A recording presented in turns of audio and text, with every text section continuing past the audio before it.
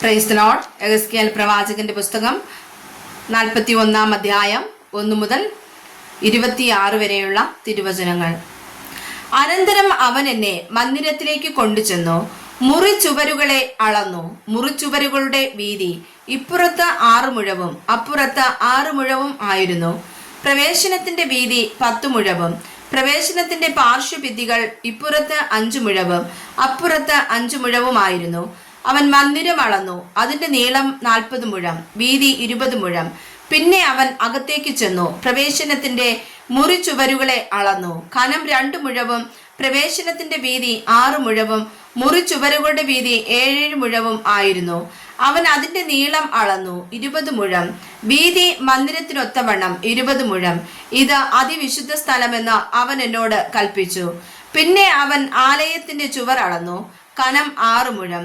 ആലയത്തിന്റെ ചുറ്റുമുള്ള പുറവാരത്തിന്റെ വീതി 4 മുഴം. എന്നാൽ പുറവാര മുറികൾ ഒന്നിന്റെ മേൽ ഒന്നായി 3 നിലയായും നിലയിൽ 30 വീതവും ആയിരുന്നു.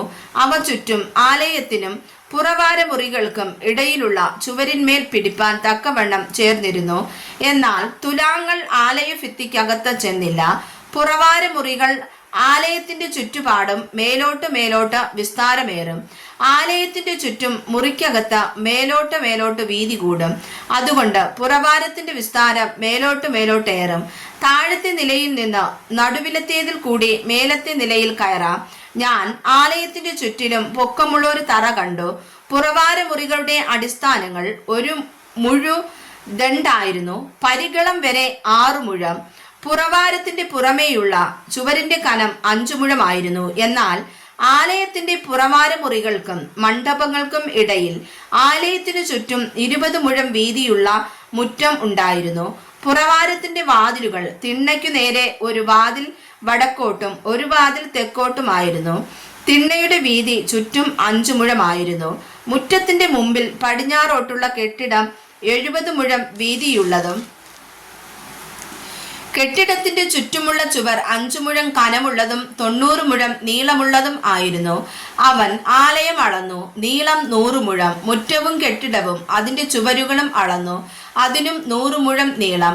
ആലയത്തിന്റെ മുൻഭാഗത്തിന്റെയും കിഴക്കുള്ള മുറ്റത്തിന്റെയും വീതിയും 100 മുഴമായിരുന്നു. പിന്നെ അവൻ മുറ്റത്തിന്റെ പിൻപുറത്ത് അതിനെതിരെയുള്ള കെട്ടിടത്തിന്റെ നീളവും അതിന് ഇപ്പുറത്തും അപ്പുറത്തുമുള്ള നടപ്പുരകളും അളന്നു 100 മുഴം. അകത്തെ മന്ദിരത്തിനും പ്രാകാരത്തിന്റെ പൂമുഖങ്ങൾക്കും ഉമ്മരപ്പടികൾക്കും അഴിയുള്ള ജാലകങ്ങൾക്കും ഉമ്മരപ്പടിക്കുമേൽ 3 നിലയായി ചുറ്റും ഉണ്ടായിരുന്ന നടപ്പുരകൾക്കും നിലം തൊട്ട് ജാലകങ്ങളോളവും പലക അടിച്ചിരുന്നു. ജാലകങ്ങളോ മൂടിയിരുന്നു. അകത്തെ ആലയത്തിൻ വാതിലിന്റെ മേൽഭാഗം വരെയും പുറമേയും ചുറ്റും എല്ലാ ചുവരിന്മേലും അകത്തും പുറത്തും ചിത്രപ്പണി ഉണ്ടായിരുന്നു. കെരൂബുകളും ഈന്തപ്പനകളും അതിന്മേൽ കൊത്തിയിരുന്നു. കെരൂബിനുമിടയിൽ ഓരോ ഈന്തപ്പനയും ഓരോ കെരൂബിന് 2 മുഖവും ഉണ്ടായിരുന്നു. മനുഷ്യരൂപം ഇപ്പുറത്തുള്ള ഈന്തപ്പനയുടെ നേരെയും ബാലസിംഹമുഖം അപ്പുറത്തുള്ള ഈന്തപ്പനയുടെ നേരെയും ആയിരുന്നു. ആലയത്തിനു ചുറ്റും എല്ലായിടവും ഇങ്ങനെ ഉണ്ടാക്കിയിരുന്നു. നിലം മുതൽ വാതിലിന്റെ മേലറ്റം വരെ കെരൂബുകളും ഈന്തപ്പനകളും ഉണ്ടായിരുന്നു. ഇങ്ങനെ ആയിരുന്നു മന്ദിരത്തിന്റെ ഭിത്തി. മന്ദിരത്തിന് ചതുരമായുള്ള മുറിച്ചുവരുകളും വിശുദ്ധ മന്ദിരത്തിന്റെ മുമ്പിൽ യാഗപീഠം പോലെയുള്ള ഒന്നും ഉണ്ടായിരുന്നു.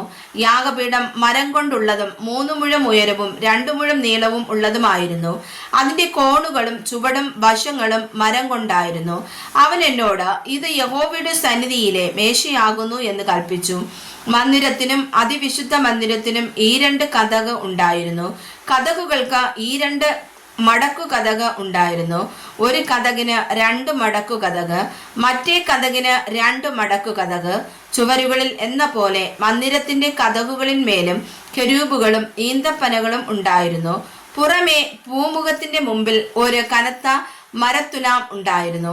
പൂമുഖത്തിന്റെ പാർശ്വങ്ങളിൽ ഇപ്പുറത്തും അപ്പുറത്തും അഴിയുള്ള ജാലകങ്ങളും ഈന്തപ്പനകളും ഉണ്ടായിരുന്നു. ഇങ്ങനെയായിരുന്നു ആലയത്തിന്റെ പുറവാര മുറികളുടെയും തുലാങ്ങളുടെയും പണി.